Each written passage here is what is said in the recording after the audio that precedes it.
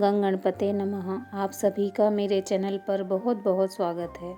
इस वीडियो में हम शीतला अष्टमी व्रत कथा सुनेंगे।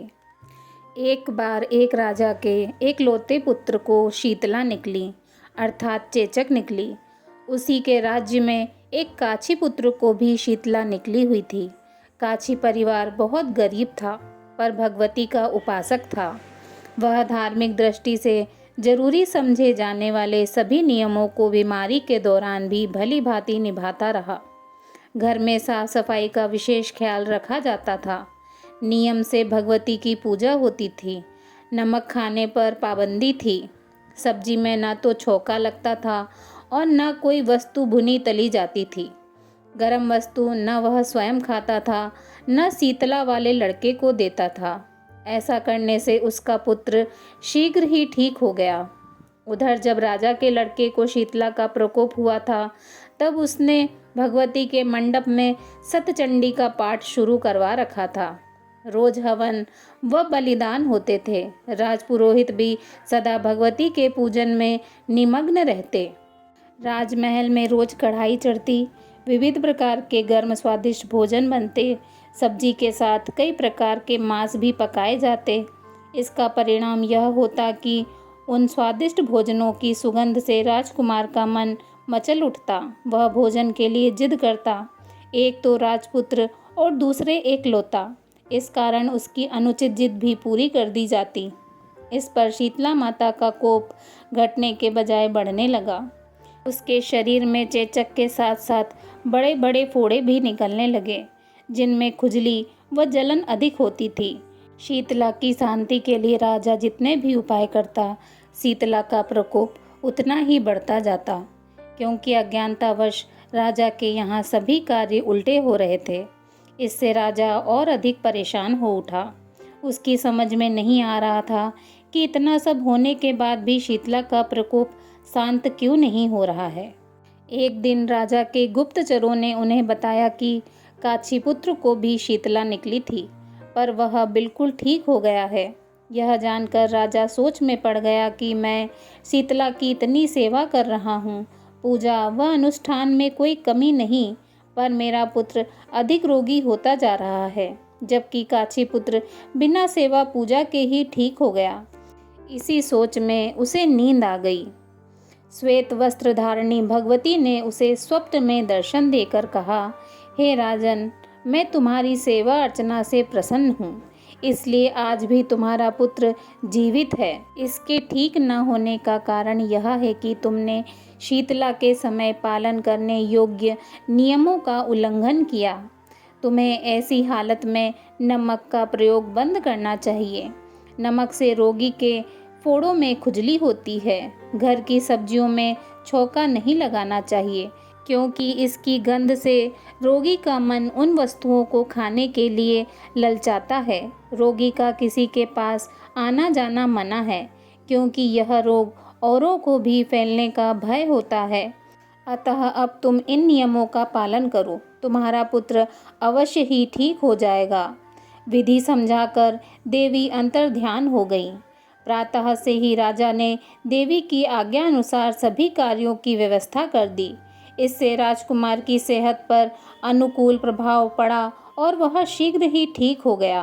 बोलिए शीतला माता की जय।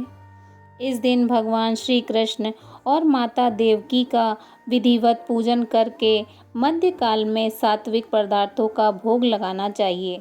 ऐसा करने से पुण्य फल की प्राप्ति होती है और समस्त दुखों का भी निवारण होता है। शीतला माता की अन्य कथा। एक गांव में ब्राह्मण दंपति रहते थे। दंपति के 2 बेटे और 2 बहुएं थीं। दोनों बहुओं को लंबे समय के बाद बेटे हुए थे। इतने में शीतला अष्टमी का पर्व आया। घर में पर्व के अनुसार ठंडा भोजन तैयार किया। दोनों बहुओं के मन में विचार आया कि यदि हम ठंडा भोजन लेंगी तो बीमार होंगी। बेटे भी अभी छोटे हैं। इस कुविचार के कारण दोनों बहुओं ने तो पशु के दाने में तैयार करके बर्तन में गुपचुप 2 बाटी तैयार कर ली। सास बहू शीतला की पूजा करके आई। शीतला माता की कथा सुनी। बाद में सास तो शीतला माता के भजन करने के लिए बैठ गई। दोनों बहुएं बच्चे रोने का बहाना बनाकर घर आईं। दाने के बर्तन से गर्मा गर्म रोटला निकाले, चूरमा किया और पेट भरकर खा लिया। सास ने घर आने पर बहुओं से भोजन करने के लिए कहा। बहुओं ने ठंडा भोजन करने का दिखावा करके घर का काम करने लगी। सास ने कहा, बच्चे कब से सोए हुए हैं, उन्हें जगाकर भोजन कर लो। बहुएं जैसे ही अपने अपने बेटों को जगाने गई तो उन्होंने उन्हें मृत पाया। ऐसा बहुओं की करतूतों के फलस्वरूप शीतला माता के प्रकोप से हुआ था। बहुएं विवश हो गईं। सास ने घटना जानी तो बहुओं से झगड़ने लगी। सास बोली, तुम दोनों ने अपने बेटों के नाम पर शीतला माता की अवहेलना की है, इसलिए अब तुम इस घर से निकल जाओ और बेटों को जिंदा स्वस्थ लेकर ही घर में पैर रखना। अपने मृत बेटों को टोकरे में सुलाकर दोनों बहुएं घर से निकल पड़ी। जाते जाते रास्ते में एक जीर्ण वृक्ष आया।